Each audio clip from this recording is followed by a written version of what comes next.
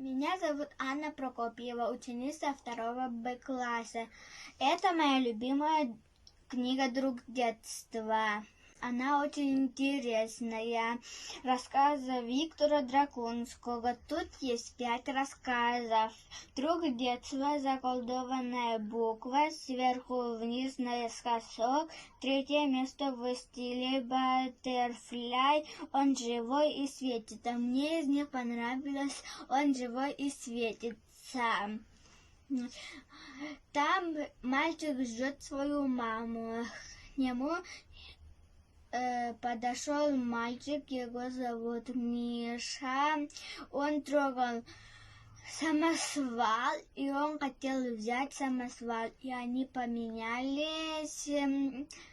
Самосвал вместо коробочки. Мальчик открыл коробочку, там был светлячок. Он светился в темноте, и ему понравился светлячок. И к нему пришла мама.